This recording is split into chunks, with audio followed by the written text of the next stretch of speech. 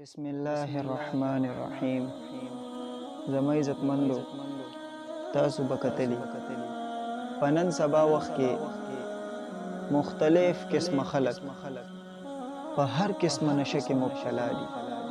څوک څه نشه کوي، څوک څه نشه کوي، که مشر دی او که کشر دی، که د کالج سټوډنټ دی که د یونیورسټۍ سټوډنټ دی، نو هر قسمه نشه کې دا خلق مبتلا دي.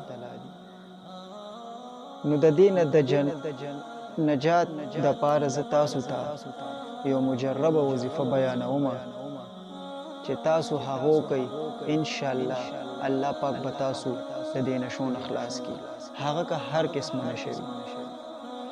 زما عزتمندو، وظیفه دا ده چې تاسو به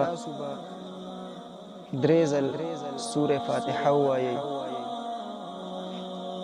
دغه شان درې ځل به آیت الکرسی ووایئ،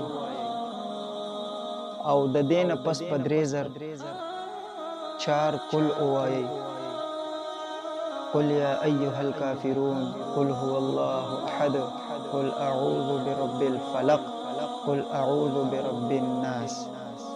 او د دې نه پس په درې ځل اعوذ بکلمات الله التامات من شر ما خلق، دا به ووایئ.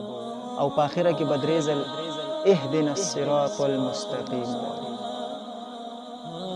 او چې څومره د خوراک شی نه دي، یعنی د څکلو شی شو، یعنی اوبه شوې، یا د خوراک شی شو، سالن وغیره، په هغې باندې به چف کې، او چې دا کم کس نشه کوي په ده باندې به اوس کې یا اخرې، انشاءالله 21 ورځې پورې تاسو دا عمل وکئ، الله پاک به تاسو د دې نشو نه غیبي خلاص کړي.